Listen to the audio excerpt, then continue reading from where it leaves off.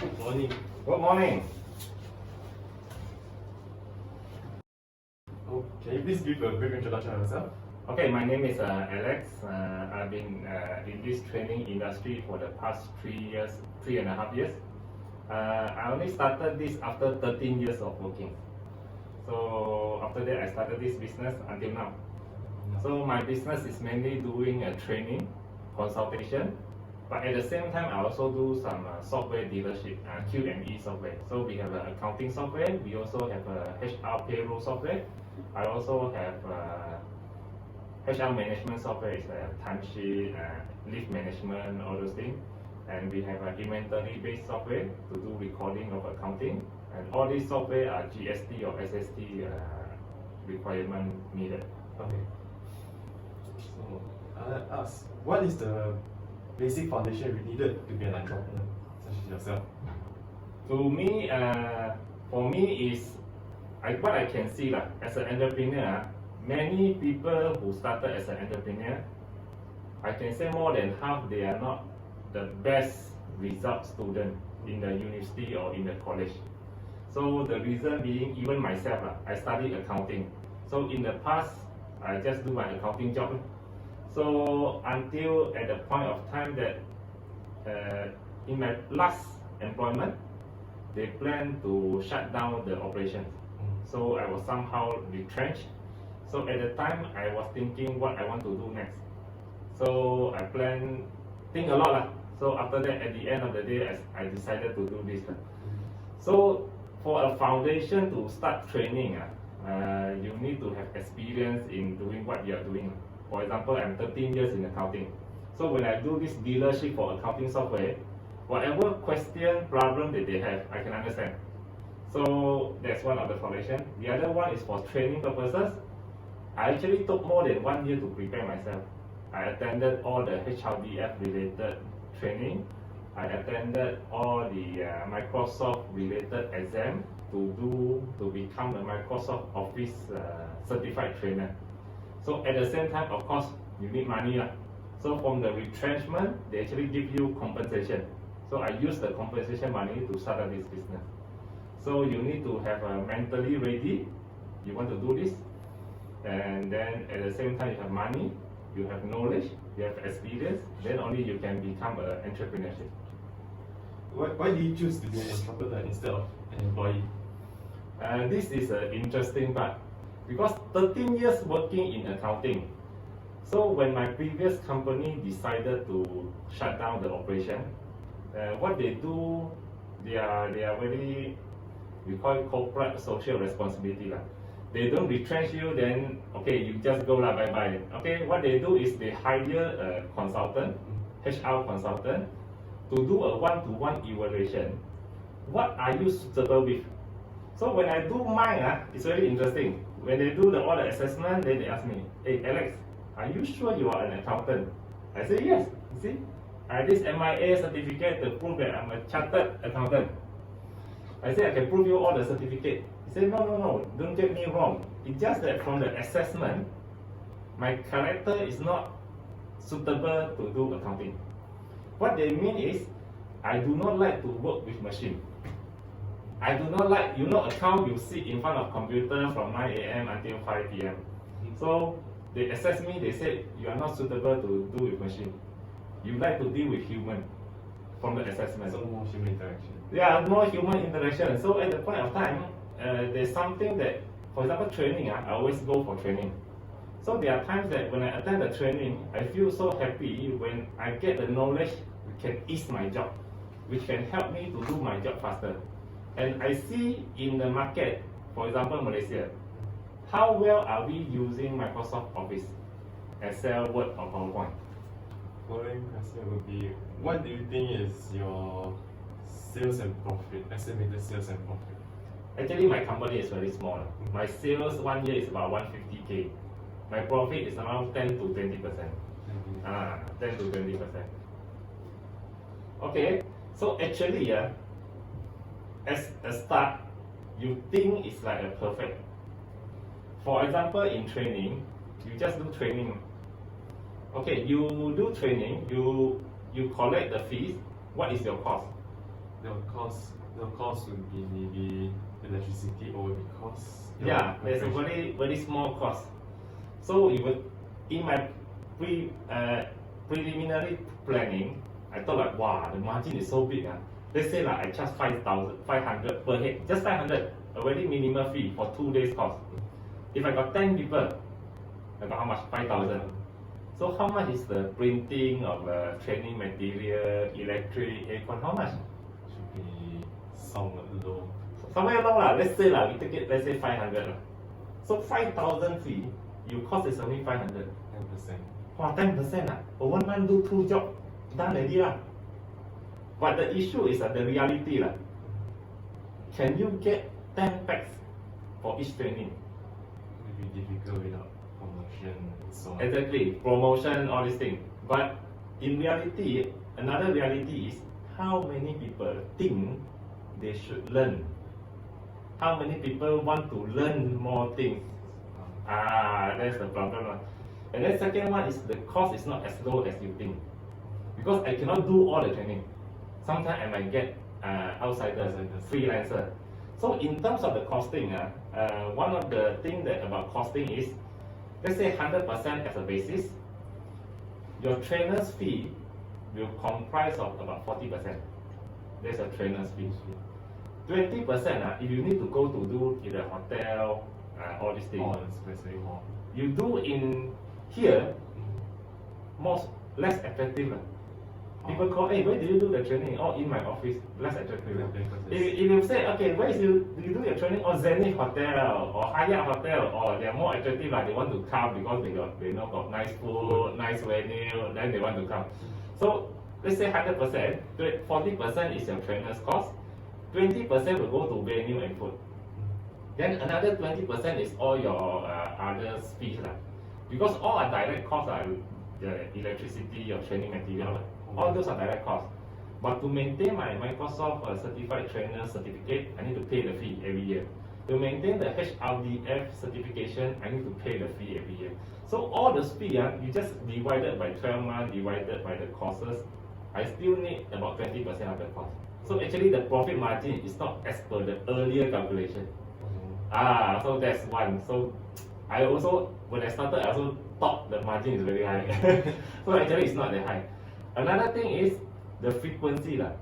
So when I started, I thought, wow, maybe 1 week, 2 days, good enough already. 1 month, 4 series. 1 series I earn 2,000. 4 series I got 8,000 already. But to get 1 series in 1 month also very tough, in one time. Because many people don't feel like go to training. Yeah. One is employee, another one is employer. Employer also problem. If you are the boss, do you like to send your staff for training? If we improve the ability, yes, but in cost term, no. Exactly. So many bosses think, I need to pay one thing. After I pay, the staff 2 days never work. Yeah. So there are 2 types. The employee don't feel like learning. Bosses also don't feel like sending. They feel the cost is high. They feel the 2 days paid employee, but they are not working. So they would prefer to send the employee on Saturday, Sunday training. Boss want to send you for training Saturday, Sunday. Do you want to go Saturday, Sunday? If working, not really. Exactly. So those are the issues that come up for the training industry. Those are the main things. In training, there's no raw material process or distribution. The process is, as a trainer, right, it's not like we just talk out of blank during the training for 2 days. We have this called program planning. So actually, I already planned. I will teach you, let's say for half an hour. I will show you the Excel skill. I will show you the demo. Then I have 10 minutes. You will try it on. Or I show you step by step, you follow me step by step. So it's like 30 minutes, 10 minutes, we try it on whatever I teach you. Then another 15 minutes, I'll give you exercise. So every trainer actually they plan all this. They plan all this, they time it. They will once a while they will look at their clock. Okay, now my slide number 10, I should be 2 hours. Then I should have a tea break. So actually they have this proper planning when they started. Of course, depending on the trainers. After 1-2 years of your training, you already get all this planning in your heart, in your brain already. So maybe the new training, you do not need to plan it so detailed. But initially when I started, I really plan it very detailed. Okay, 30-minute teaching, 10-minute exercise, 15-minute exercise, 5 minutes demo. I plan it very detailed. I look at the clock very frequently. I am afraid two things. Oh, Too fast, problem. Too slow, also problem. Cannot finish the syllabus. So I keep looking at this. But now I know already. Now I know how to adjust it. how do you promote your training, the programs and plans and so on? Promotion, actually in business, Mm-hmm. marketing is still the key. No matter what business you are in. Mm-hmm. And that is my weakness. So accounting people like me, we never deal with people. We never try to call people, talk to people. Very shy, a bit shy. So when you do business, you got no choice. You need to go and do business. So I go and just knock door, go to the. I started it with a door to door. I just knock to the door. I say I'm the training for Excel. Do you like to come distribute the brochures? Not successful. I print out the flyers and pass to those companies. They slip in your mailbox, all those things. I did that. Also not successful. So after that, I have to do those marketing like digital marketing. Oh, social media. So I started my own website. I started my Facebook page. I started with my promotion in Facebook, Instagram, all those ads. That's it. In a day, I attended all the courses. I paid 2,800 to attend all these marketing promotion courses. So in these courses, they teach you how to do targeting in the Facebook. Every day,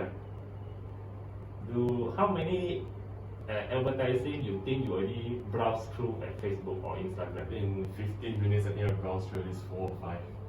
In the data, the trainer told us, average in a day, every single person, they browse through 80 advertisements, 80. So can you imagine? Actually, we didn't realize. Yeah. There's a small sponsored word there. You miss the advertisement, but we didn't realize. Why? The advertisement is so smart. You browse through the advertisement, the Facebook, you see something you are interested in. Let's say like phone casing, or you are good at electronics thing. You click in. Once you click in, they recorded, oh, this guy interested in this product. They give you more of the related advertisement. And you don't feel it because you like those things. So you click on clicking in. So it's so smart that you like this, they feed you more. You like this, they feed you more. So you don't feel like browsing through the advertisement. Yeah. So those are the main things that I go through. Now I focus on the online, Facebook, Instagram advertisement. But at the same time, I have to work together with other trainers. Do you think other training companies is my friend or my enemy? My enemy or my enemy is my friend. Okay. Actually, I used to think they are my enemy. Sometimes we are fighting for the same group of people. But after 1 year plus, I realized no, they are not. I changed my mindset, they are my friend. Because imagine, I do training, last minute I got something emergency. Do I need other trainers to back me up? Yeah, but you I need that. So I deem that as my business partner. I go to them, I see them, I say, okay, I'm doing this, you're doing this. Maybe some of the topic I have, you don't have. Some of the topic you have, I don't have. So I offer your topic in my company. You come as a trainer, I pay you trainer's fee. You offer my topic in your company. I go there as a trainer, I just charge you trainer's fee daily basis. So it's a win-win situation. So I work together with FMM, Federation of Manufacturing Malaysia. So they do organize training. Let's say that they charge people 800 per head because they got their brand name. 10 people, they got 8,000. But they just pay me 2-3,000. The rest, the hotel fee, everything, they take. Per head cost, whatever balance, they only pay me per day basis, whatever balance they take. It's a win-win situation. So my calendar, I don't need to fill up all my calendars. They will help me to fill up certain days. I also work with one of the company called CIDB. It's a construction-based training. Contractors, for them to tender project, right, they need to have a permit license. They need to renew it every year, every 2 years, every 3 years. So they organize the training, I go there and teach. So those are the marketing strategy. Work together with other training companies, and then through the marketing, digital marketing. Those are the two now, main one. Yeah, then we can go through the facilities.